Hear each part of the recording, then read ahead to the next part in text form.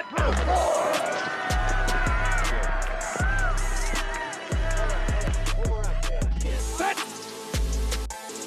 4, 3, 1.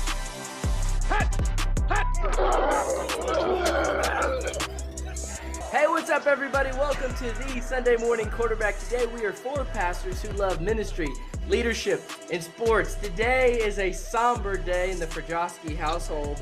Dad, how you feeling? You just got off a cruise, but last night was rough. I'm not feeling good. I got to be honest with you. I'm suffering a loss, and it's a household. I'm trying to be strong for my wife, who's hurting more than I am. And I know I have to face Adam Denny, so it's not a good day right now. The only positive is that we got the Dr. Jim O'Neill on the podcast today. That is true. Of the show, Tennessee Temple Connection. Dr. Jim, how you doing today? Coming from, I believe you're in the lovely state of Florida? Yes, down here for a couple of weeks in the great state of Florida.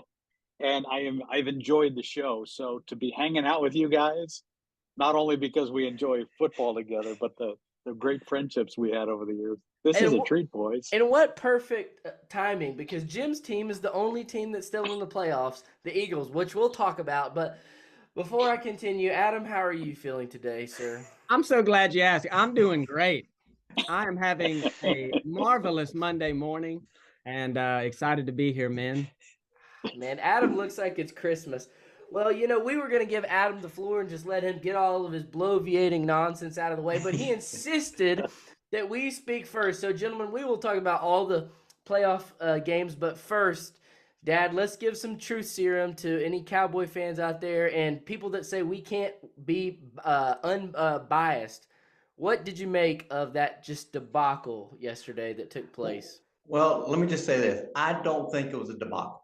I agree. I was proud of our team. I think we came ready to fight, and we went toe-to-toe with a big bad bully. And I was ultimately happy and excited to see the direction we're going. However, with all that being said, Dak failed us yesterday.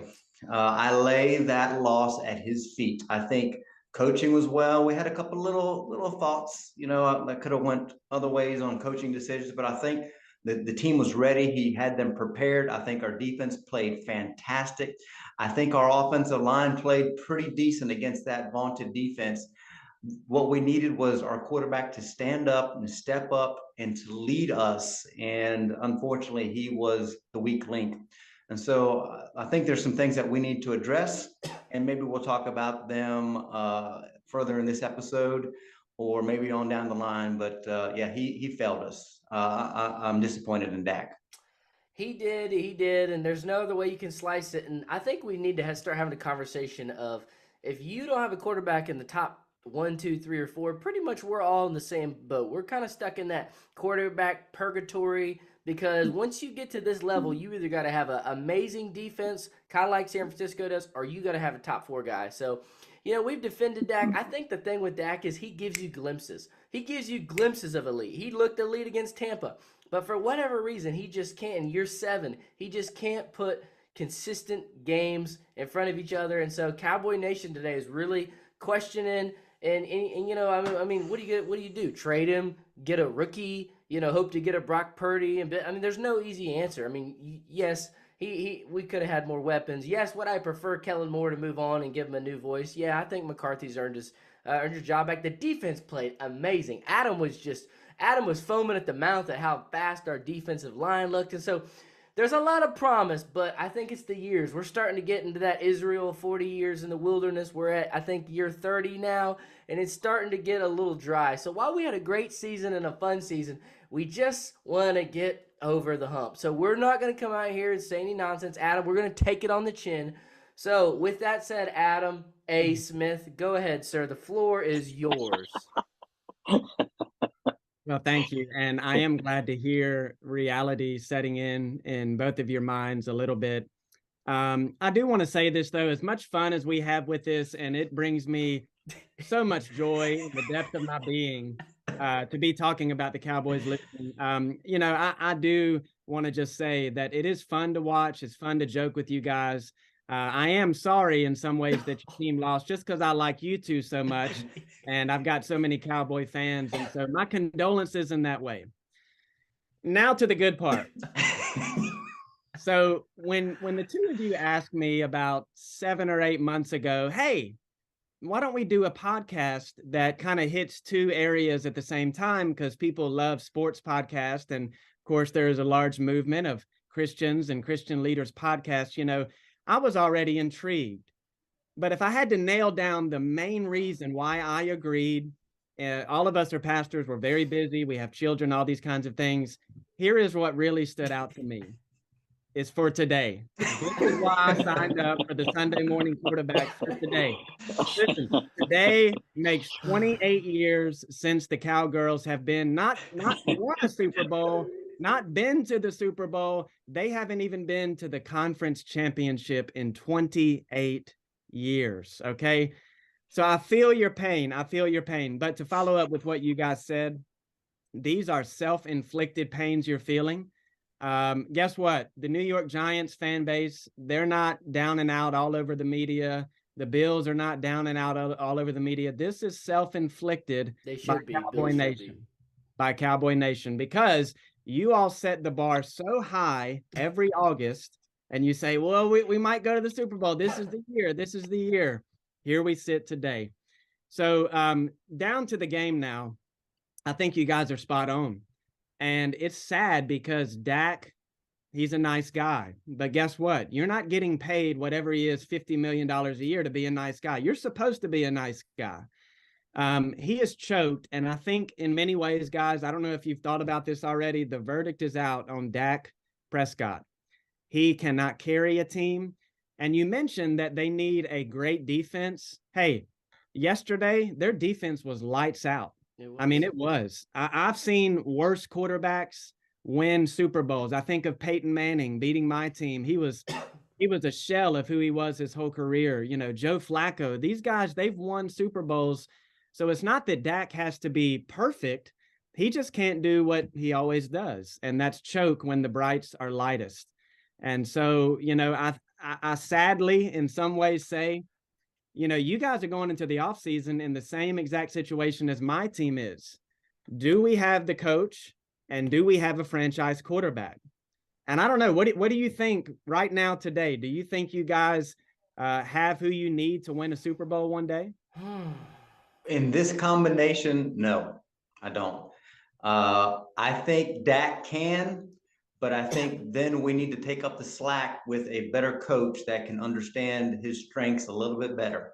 There was a lot of times when the dump off was there, and I think we've given him free reign a little bit too much. So I think we really need to pull back, really truly understand who he is, and build an offense around his strength.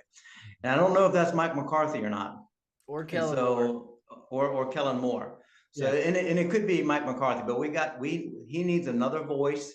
He needs a guy that's much older. That He needs can a demand guru. his He needs a Shanahan, a McVay. He needs a guru to raise his level a little bit, and they're not doing it.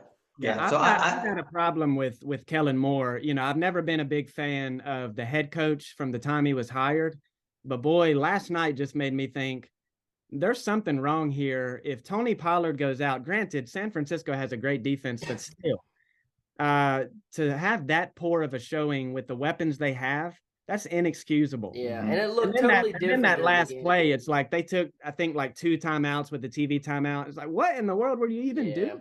They called the game very differently than they did Tampa. Tampa, they put him on the move. They moved the pocket. Where yesterday, you just holding him in the pocket and making him dart passes, and this is not his game. But hey, enough of our somberness for those of you out there. Adam always talks about, oh, we're just talking about the Cowboys, so we're gonna leave it there. But I will say, for Carolina Panther fans or Cowboy haters, today is their second Christmas. Okay, when your team stinks, the next best thing to root for is Dallas to lose. So you know what? We'll take it on the chin. It's a part of being America's team. But there was one team that looked pretty darn good this weekend. And Jim, how about them Eagles? Fly, Eagles fly. What did you think about the show that Mr. Hertz put on? What did you think about your Eagles, sir?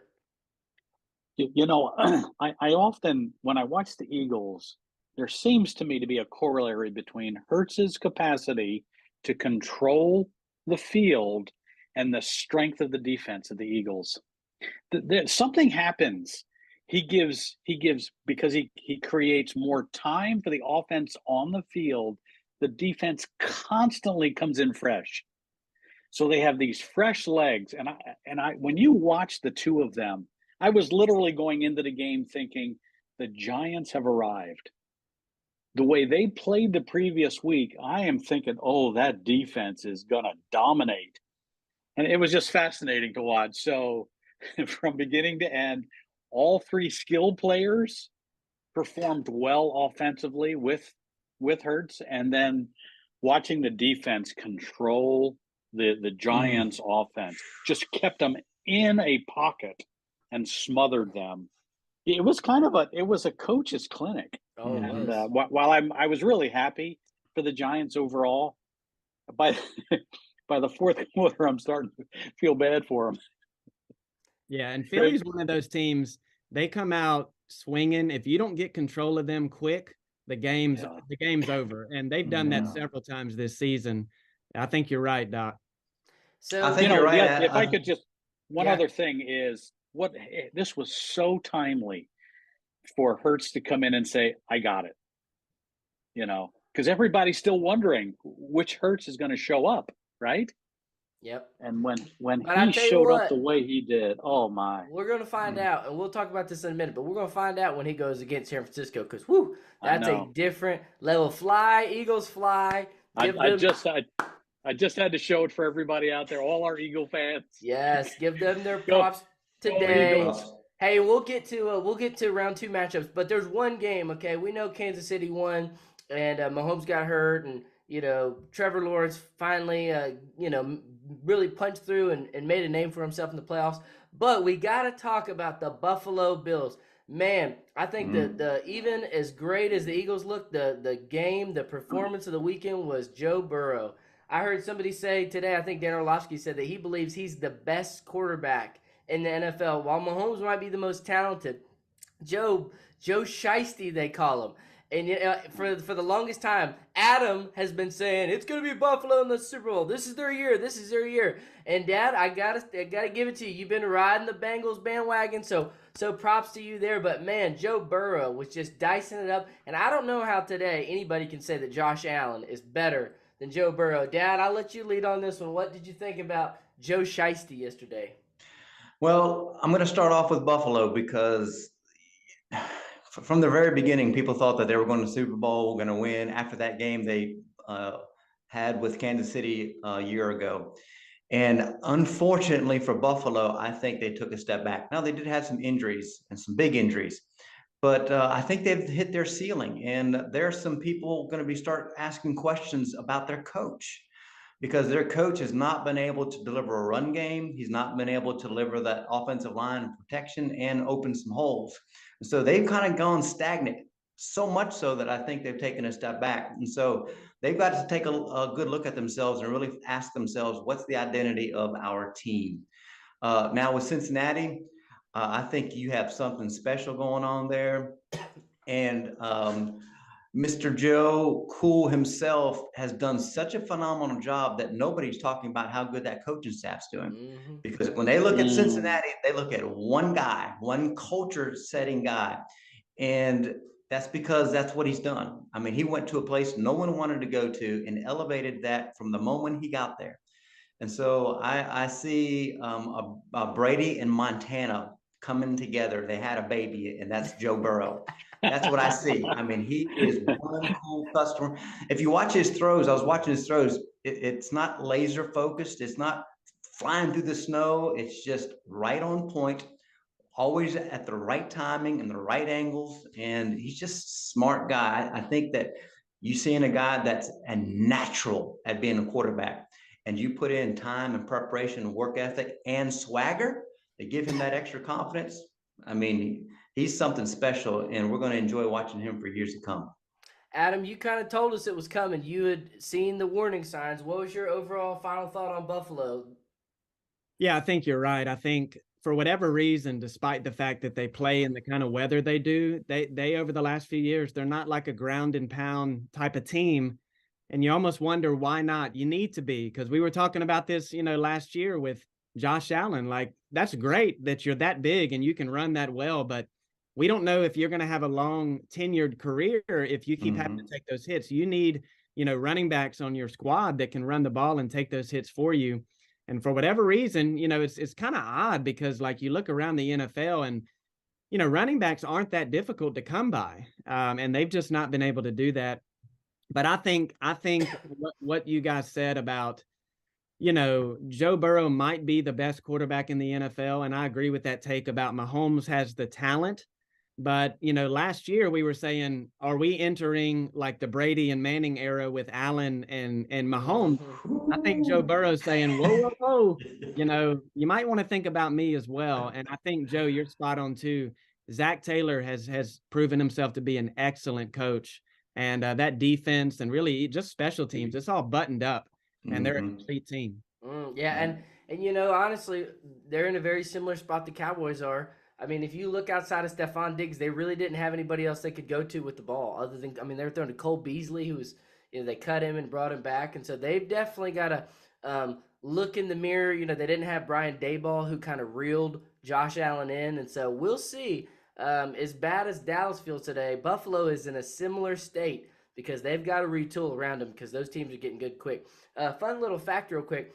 The thing that'll be interesting next year is I want to say like in 20 years, the NFC champion has been different every year.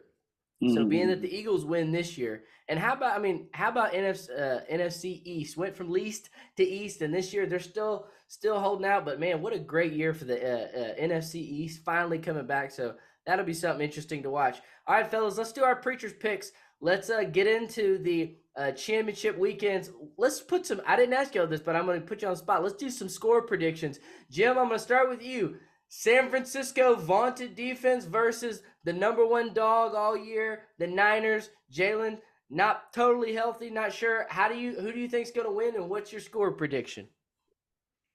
20-17. Ooh. They're not. It's not going to be a big scoring game. 20-17. Eagles go to the Super Bowl. Wow. I like it. Wow. I like it. Dad, what do you think? I am very much looking forward to seeing these two mammoth teams collide. You're talking about physicality. You're going to see it. You're going to see that on offensive line against that defense. But all in all, I think Philly's going to win 27-13. I think Philly, the running quarterback, he's going to come into play. And so I think that it's going to be tight. And then in the fourth quarter, I think they're going to wear them out a little bit. It's in Philly. And I think they're going to pull away at the end. So 27-13. I don't see Brock Purdy putting up a lot of points against that defense. And he won't have that much time because I think Philly will do pretty well holding that, being on offense for a little while longer than normal teams. Adam? I'm going to go with Philly too. Obviously, there's a lot to like about San Francisco, but I just can't shake this feeling. As much as I like the underdog story, Mr. Irrelevant, the last pick in the draft, doing what he's doing, eventually that inexperience is going to catch up to him, and I think it's going to be against the Eagles. So I'm going to say 27-17 Philly, and they're going to have at least one defensive touchdown, Philly will. Wow. Ooh. Wow. So Man, I 3 like for it. Philly. I'm going to ride with San Francisco. I can already see it. It's going to be this will be the game where they're going to get to Jalen. He'll throw a pick. I'll say 24-17, but then I can see it shaping up to the Super Bowl where young rookie quarterback versus either Joe Burrow or Mahomes, and that's just a no-win. So I say San Francisco, though, they're going to put them clamps on, and I don't know that Eagles D will play as good as Dallas did. I think they're gonna figure a thing or two out, and McCaffrey and Debo are gonna get off a little bit. So I say, hate to say it, Jim, 24-17, and I'm gonna skip to the next game, the game that is gonna be real interesting because you got Joe Burrow is ready to go, but you got Mahomes. Everybody's gonna be wondering about that ankle. And Adam, have you seen the spread yet? What's the line? Do we know? No. I hadn't seen it yet, but I'm not selling my Chiefs stock. I think everybody's gonna pick the Bengals because of Mahomes. And again, I told y'all from the beginning, this is gonna be the year that Mahomes reminds the world just how great he is. And it's going to be in Arrowhead, and that's a tough place. But, man, let's just say, being a team 4 times in a row is hard. It's very hard. So I think it's going to come down to the wire. It's going to be one of those whoever has the ball last. And I think at Arrowhead, I think the Chiefs are going to get the ball last.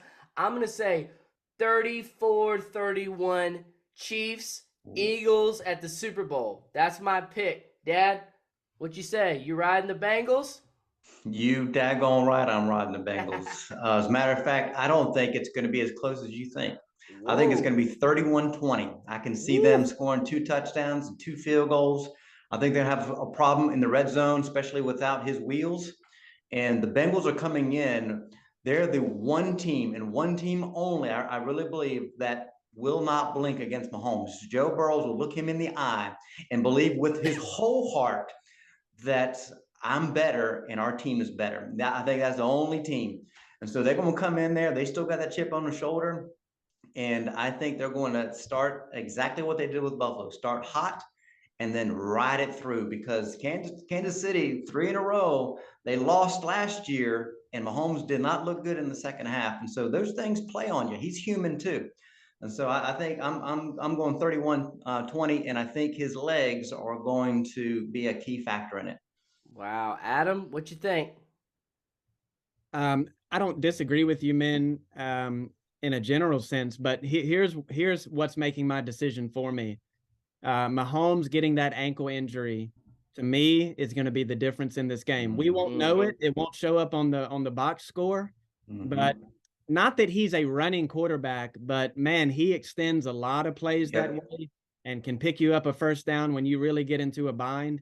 So if Mahomes was healthy fully, and even if he's like 80%, I would be picking the Kansas City Chiefs. But I gotta roll with Cincy. They're hot, and I'm talking hot, and they've got all the confidence in the world. I know it's at Arrowhead, but I'm gonna go with Cincinnati in a nail biter. And I don't feel real confident about it, but Mahomes' injury is what takes the cake. Hey, Adam, I think when he's in the red zone, that's going to be the difference. I don't think that leg can prevent them from getting touchdowns and they get field goals. And you can't do that against this team. Yeah. Jim, what you think? Andy Reid has been able to camouflage a weak defense all year. And he is going to be exposed. Now, Andy's genius in many good ways. Point. I like it. 40-30 Cincinnati. 40-30. The Chiefs defense, with or without Mahomes, is going to get exposed. And I think that hurts, because I'm an Andy guy. Anybody who coaches for the Eagles and then, goes on to a Super Bowl, man, he's got my heart. But he has been able to disguise a weak defense all year. We'll see. This is going to be big. Vegas says total points is expected is 47, and they have the Bengals, or they have Chiefs -1. So typically the home teams get 1 to 3. So pretty much it's leaning toward Bengals. But man, that's going to be a showdown. Well, fellas, we'll see. 2 good ones. We'll see. Next week we'll have our Super Bowl predictions, and that'll be super fun. But man, let's shift gears to ministry and leadership. And Jim, we're so happy to have you on. We've been great friends with you for years, and just to kind of give the people a little context, we all met you at Tennessee Temple, and you were on staff there, and you were what I call a missions guru, and you just have that gift and that brain. And so, if you could kind of give us a little introduction, we've heard your Philly sports bias, and when you start, can you please tell us about the award you were telling us you got yesterday? From high school. Tell us about that, and a little bit about you and Sterling, where you guys are at currently in life, and just what your where the Lord's planted y'all at the moment. I grew up outside of Philly, the city of Reading, Catholic high school, great sports program. I was just recently inducted into our high school Hall of Fame, all-star halfback. Scored 24 touchdowns my senior year. Half of them punt and kick returns. Man, our coach was a stinking genius, and I for the life of me can't figure out why other teams just didn't simply steal our playbook. It was that good, but it was great to be back 4 decades later with friends, and of course, and then I come to faith in the university years, and then this journey I've been on, educator, writing books, in mission work globally, and they just, who are you? It was great. So to head back home, I just love sitting with it. And it came to faith, began to prepare for ministry. God sent Sterling and me to Asia, 13 years. It was amazing. And then 16 years in leadership, both the mission work and at Tennessee Temple. Really great privilege to work with your daddy, Joseph. Loved time with Joe, and then from there, Ster and I just continue on in mission work with Frontier Ventures. This time, not having to lead organizations, so it's kind of a neat season of convergence. A lot of work helping not only the North America. We have this next gen movement with global young leaders that we continue to pursue, but God has just given us great favor with majority world leaders. And it's been fun to sit with them because they're doing work for Jesus, seeing scores of men and women, to the thousands within Islam and Hinduism, coming to Jesus without the West. Mm-hmm. And we're gaining favor with them and trust, because I'm blessed watching them do the work of God and just trying to wrestle with our role in this next great movement of the Lord to bring more and more peoples to Christ. So it's great. We love it. And then from time to time, I get to hang out with you guys. It's always That's good. it. Nothing like a Jim O'Neill coffee meeting. Dad, real quick before we dive into our questions, if you were to describe that time of getting to rub shoulders with Jim and learning from him and just watching him, you know, everybody in ministry ticks differently, and just seeing him up close is it's just so unique. What would you say? I can say one word, warmth. When I'm around him, he has warmth. And then if I needed to say a second, it's encouragement. And that's so important because we all need to be encouraged. And so he and his wife have that spiritual gift of encouragement. And at the right time and the right moments, and the warmth comes out, and it's very much needed in ministry today. So warmth and encouragement is Jim O'Neill. He's warm today because he's in Florida, but he ain't normally warm because it is not warm in Pennsylvania where he lives. But that's so true. Well, hey, fellas, Joe. we'll jump into these questions. Jim, I'm going to start with you. Let's talk. Being that you are such one of the most brilliant mission minds ever been around, let's talk missions in a practical way. So here's the question: how can an everyday Christian in an everyday church practically partake in missions, and then why should they? How? You know, I think when you look at Acts chapter 17, and the Apostle Paul paints this picture, God sets the boundaries, the times, and the places of peoples. And then there's this beautiful comma there, so that they might find him. So when you look at America and you look at all of these nations, and of course, my dad emigrated to the U.S. after World War II. An Irishman coming east, right? I'm a product of the diaspora. So when you look at what God has done, bringing the peoples to America, we can say, you know, God's up to something. And so what we can do, how practically, is engage near neighbors who have now moved in the most recent days, this huge Afghani migration. And I know a lot of churches have already engaged them in wonderful ways and loving them now as new near neighbors, right? And having to go through that. We need that. We need to sit with hurting peoples to remind ourselves where we have come from. So I think part of it is just this beautiful dimension. We're all sitting at the foot of the cross in need of grace and mercy, right? It's just that we've been a little ahead of them and come to faith. So we sit together at the cross. So that the how is take advantage of the diaspora. Who are your near neighbors that God has brought? And then you sit with Acts chapter 17 and say, aha. Rather than get angry with our politicians, we as followers of Jesus say, no, there's something going on here. God's up to something pretty unique here. And he wants to bring them near us so they can find our Jesus. And then maybe the why. I would just say at a larger level, guys, we need missions to remind ourselves that Jesus is global.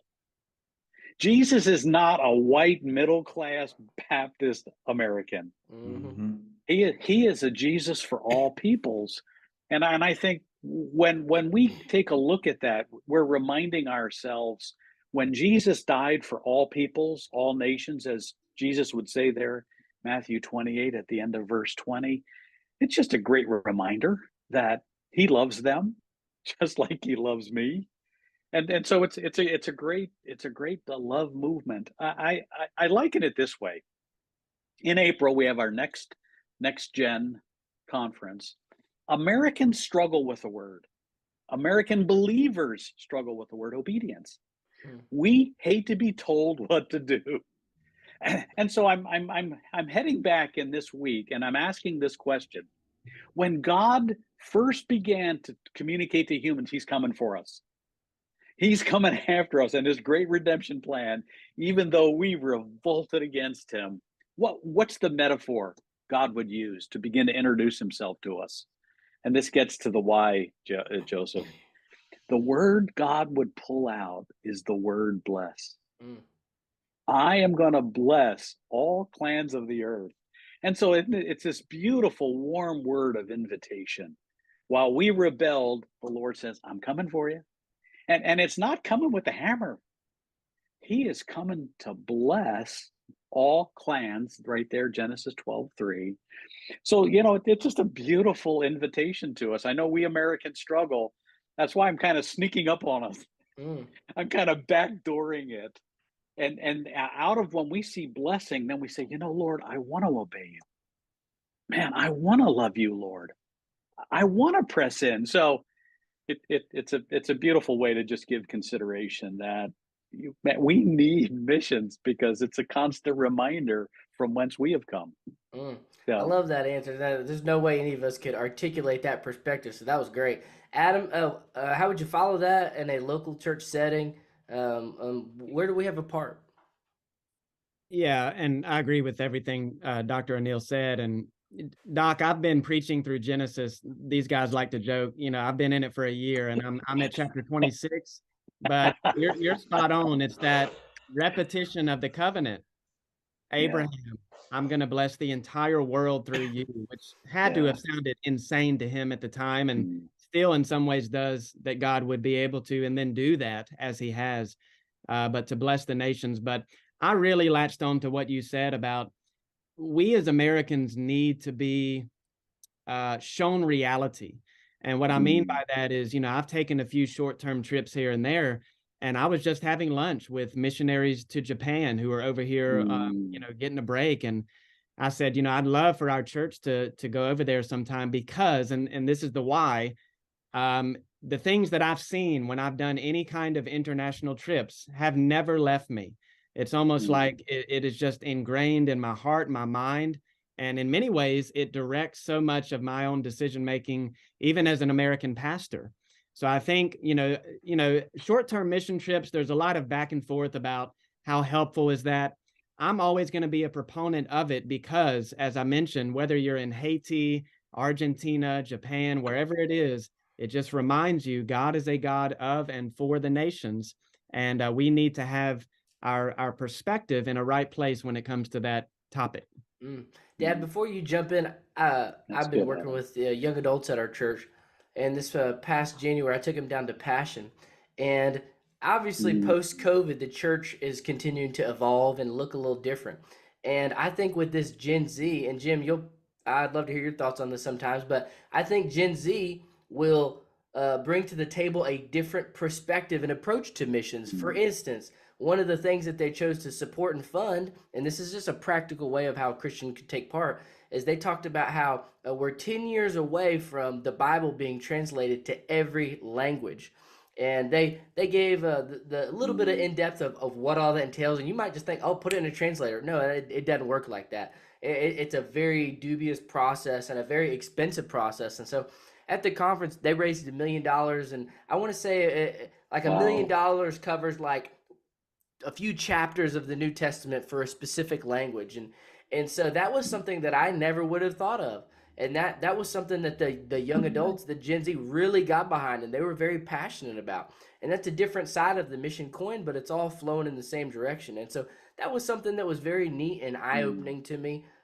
This generation, if they believe in the cause, they will sell their clothes, they will sell their Xboxes, whatever it is. And just to kind of speak to it, my dad and I are partnering on a trip. We're going to Ecuador this summer.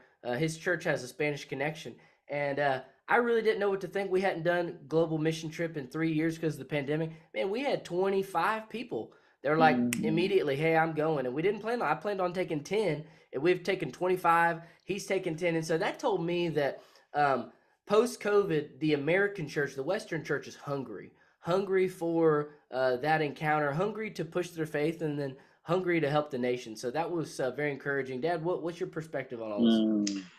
When I think about missions, you can go in a lot of different directions, but I think about loving your neighbor, going back to loving God with all that you are and loving your neighbor as yourself. And when you're talking about loving your neighbor in regards to other nations and other people groups, I think it helps to break down walls that we naturally tend to build for ourselves, particularly in the Western church, because we're so much about ourselves and routine and what we like and what we don't like, and we build up walls without even realizing it. And then that's when the church can get very stale. But when we learn to love other people, regardless of their upbringing, what they bring to the table, the different colors, the different type of languages, I think it really sets the tone of who you are, the DNA of who you are as an individual, and then together as a church. And so, like everything that God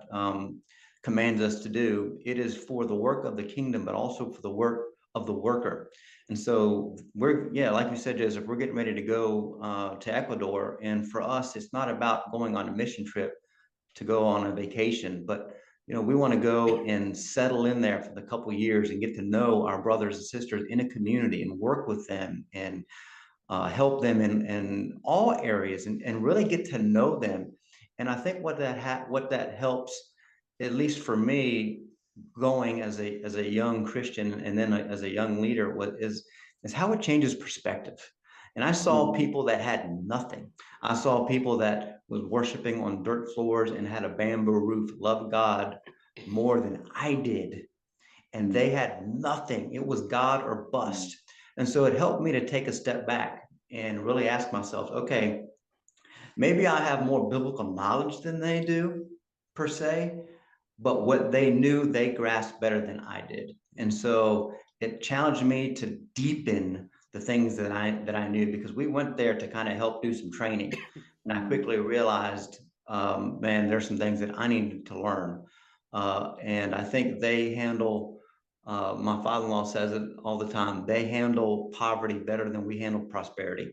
And I think that's so true. And so there's so much to gain, but I think it all boils back down to truly understanding the importance of loving your neighbor. And in the culture that we live in our own backyard, there's missions everywhere you look. And so we don't want to turn a blind eye, but we want to see people at the end of the day needing Jesus and needing warmth and needing love and needing to be noticed. And because at the end of the day, we may speak differently, look differently, but we're all the same and we all have the same needs. Jim, I'll pass it to you here in a second, but real quick, I'm reading a book by Derwin Gray called Building the Multi-Ethnic Church, and he's kind of developed quite the following. But statistically speaking, if you look at the different people groups that are moving into America, and he kind of foreshadows what the Western church is going to look like. And with the amount of different immigrants coming in, our churches are going to start looking very different. And so that's an interesting, Jim, we'll have to talk about that next time. But if you look at the numbers, it's not going to be standard white America anymore. It's going to look different, and our churches are going to follow suit, and all that's in the same conversation. Jim, real quick, could you tell us about the ministry that you guys have with sports and missions? I think it's a tennis ministry you're telling us about. When we were serving in Asia, I grew up a dumb jock, right? Baseball, football, basketball was standard fare. And then I come to faith and I figure out, what am I going to retire on? Because baseball, football, and basketball are big team sports. So Sterling and I picked up tennis, and then we got our kids into it.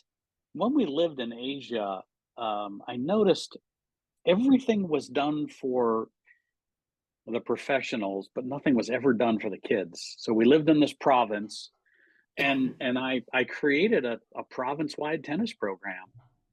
I loved tennis myself. I was starting to play it well. And then Sterling and I got a group of the best young tennis players in the province, brought them on to help us, and we discipled them. A number of them came to faith in Christ, and then they began to work with us.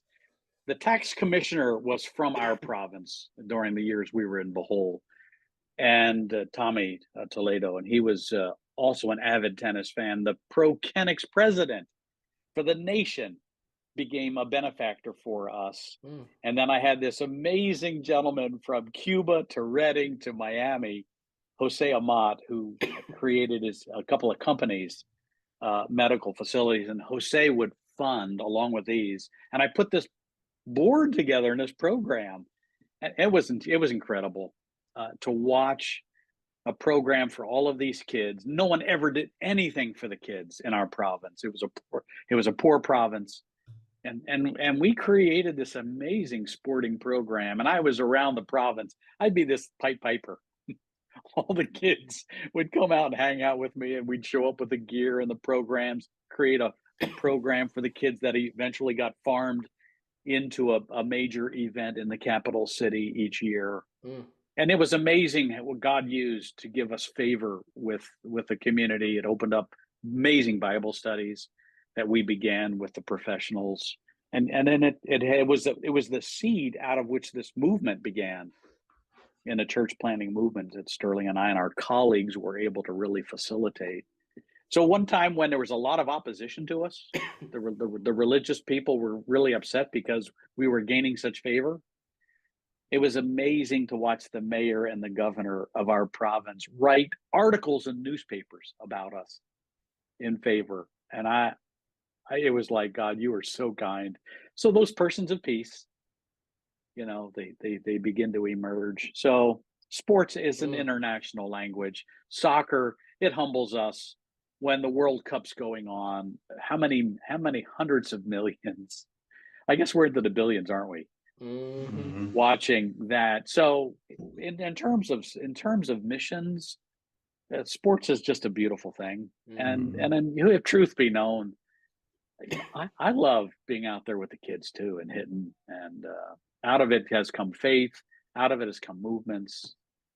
So, go figure, it wasn't baseball, football, or basketball, my big three, but when we turned to tennis, it was amazing that God would use it to give us such favor. That's super cool. I love the creativity behind it. I think this next generation, part of it, their approach will be just thinking of new, innovative ways how we can spread the gospel, reach the nations, and then fulfill the Great Commission. Well, hey, let's shift to our next question. Joseph, yes, sir. Let me say this. Yeah. Send your sons and daughters to the nations. Don't prescript how they have to do it, and watch them innovate. Drop them, helicopter them down, and watch them just by way of loving. Innovation will come, and they're going to do fresh, new things. And I would just say, Joe, as you go forth, I love the posture of humility. When we go on, whether it's short term or for career, if we can go with a posture of humility, what the Lord is going to teach us just by sitting with them and watch the innovation as we drop in our sons and daughters, I think the script is going to be rewritten because of some great things to come. I agree too. And I think that's how we need to start thinking. Our final question, and we'll be a little bit briefer on this one because that first one was the main one that we wanted to hit today. But something that's very important to each of us is spiritual mentorship. And Jim, just to kind of give everybody a little context, if you hear him reference Next Gen, he's bringing in missionaries, pastors from all over the world, and investing in them and pouring and serving them. And so, if you were to ask each of us, we each have a short list of people that were very influential, and each of you three have been influential. But here's the question, and Jim, I'll start with you, and then we'll just kind of popcorn around. Why is it so vitally important in the Christian life to have spiritual mentors and people invest in you? Commercial.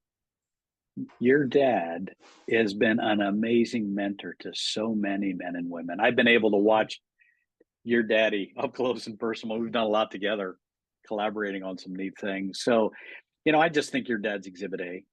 And it's just been cool that he'd send him to Nashville. I thought that was fun. Nashville needs mentor par excellence. He doesn't even like And country music, but he dresses like the yuppies there, so he's okay. God I loves was him. the original, Joseph. You remember that? But it's in the kindness of God. Isn't it amazing? He doesn't use the heavenly beings, but he uses us to transmit and model the gospel. Go figure. So, all the way from making disciples of all nations to 2 Timothy 2:2, equipping uh, sons and daughters to take the gospel and translate it to peoples of the world. And then when you just think about the Apostle Paul, follow me as I follow Christ. Jesus pulling in the 12, I'm going to send you forth to go and reproduce after your own kind. So it's just central to our faith. So we have both message and messenger. And in the mystery of God, he wants to use weak people like you and me in that transmission. So it's pretty humbling. But I'd say on the positive side, look at the friendships we get from it. And I sit with you guys as friends from the years because of that. Jim, that's something I'd say. I think two things I've learned from you the most. One, I love how you're good at networking, but not for the sake of networking, just from loving people. And so, because of your love for people, it's resulted in them seeking influence from you and sitting under you and learning from you. So that'd be the first thing. Because one of my most favorite things to do is meet a guy or a pastor or a young Christian and then link him up with another person. Oh, you guys got to meet. And I love doing that. The second thing, and this is a part of like something with mentorship, I glean different things from different mentors. Like each of you, I glean different things. Adam here lately, it's been his brain. I've been picking his brain as I write my dissertation or my pastor, different things. But Jim, the one thing I'll say, and this is probably a as good a compliment as I can give. If somebody say, Jim O'Neill, what do you say? I say, when I'm around Jim, I feel closer to God and I want to know God the way he does. And I can just feel it like oozing off of you. If that may radiate like I just feel it radiating off of you. And when I walk away, I feel closer to God from talking to you. And so not to put the praise on you, but as a part of a mentorship, that's something that you've shown me and I've watched and I've learned. And a part of mentorship is watching and asking questions and listening. And so if you're out there today, find a mentor who you can sit under, find several that you can ask questions, and sometimes just be quiet, sit and watch. Adam, what do you think? Thank you, Joseph. Yeah, that's a good segue to what I wanted to say. And of course, I like what Doc said, using the Bible verses. It is foundational to our faith and our worldview, just the way we function. But one phrase that has always just really like stuck in my mind, because I've read so many books and conferences and heard so many speeches and sermons about this topic, is this: be a glutton for mentors. And what we mean by that is you can never have too many. And in my own experience, it has been like this, to where I'm in this season of life and this man or this couple of men are my mentors. And sometimes it's very organic. Sometimes it's more planned, but there's never been a period in my life where I wasn't frequently and consistently meeting with a mentor, to the point that I can say, in all honesty, I would not be here today, I mean, as a pastor at all, without mentors in my life. And so you can never have too many. And one thing that I think a lot of young guys get in trouble with is relegating all of this to online preaching and sermons, and the big, conference speakers. Those men are helpful, but I know that those men would say, I'm not your pastor. I'm not your spiritual mentor. I want you to draw from my ministry, but at the same time, you need close relationships, men that are life on life, know you and know how to ask, if need be, tough questions, accountability. And since this is a sports podcast, I'll use this illustration. I've said this on this podcast before, but Kobe Bryant, my all-time favorite athlete, and I could list you a bunch of reasons why, but one of those is his humility that was driven by a desire to reach his full potential. And so Kobe Bryant, both in the early stages of his career and towards even the end, he would always be reaching out to these legends like obviously Jordan, but also Gary Payton, Hakeem Olajuwon. You just got to think, of all people, you would think, they just kind of stay to themselves and they work, and they've got the ethic that needs to drive them to success. That always struck me about him, as he was willing to just be hungry to ask questions and learn and grow and get better. So, we can learn from so many men and women, and we can glean from their successes, their wisdom, but also even at times their failures. And so I would just say, be a glutton for mentors. Find a mentor, keep them. If they move, find another one. That's good. Dad, you want to take us out? Good. Yeah, I'll come from a different perspective. I think it's important for those that haven't really thought about that to be on the watch and listen to people with purpose, because a lot of the mentors in my life never knew they were mentors. I remember going down to Liberty University, and Jim, you will understand this. I knew that Dr. Falwell was a very big figure, and we spoke a few times. Pam was able to work with him, but I watched him from afar. I watched him at a basketball game, pick up newspaper after newspaper, and watch him do the work to know what's going on in the world so that he can speak with intelligence when asked from his Christian perspective. I remember watching Charles Stanley, who we never spoke. He came down to Liberty University after speaking. I wanted to get in the line, and the line was a mile long. So I went up to the bleachers, got as close as I can, and watched him for 15 minutes. As the line got a little bit longer, I said, "Okay, Pam, let's go." She said, "You don't want to talk to him?" I said, I got everything I needed to know. Because I remember he was being pulled by some of his assistants, and because the line was so long, and he would not allow his assistants to pull him away. As a matter of fact, he was shooing them off, and he never lost eye contact with one person that he spoke. And so I got it. I was able to get what I needed, because I know at the end of the day, he waited until he spoke to every single person, and he gave full attention. Even to this day, when I speak to somebody, I look them right in the eye as long as they're talking to me. And it goes down to that one moment that I had watching Charles Stanley. Same thing with Billy Graham, went to one crusade. And so there's different ways that you could be mentored, but it all starts with that desire for you to watch and listen with purpose. And so there's so much that we can gain by watching. And it's not just the big names. It's a father-in-law, it's a father, it's an uncle, it's seniors at your church that you can gain so much valuable information. And so they're all around us. It's knowledge, it's wisdom that we can pluck like a piece of fruit if we're willing to go that extra mile and do what it takes to truly hear and listen with purpose. Well, fellas, we could keep going all day, but hey, Jim, maybe your Eagles will win, and we'll come back in a month or so. We'll say fly, Eagles, fly. So this is the first of many. Jim, thanks for being on. Enjoy your time in Florida. We're going to go lick our wounds. Everybody, see you next week. Go Cowboys.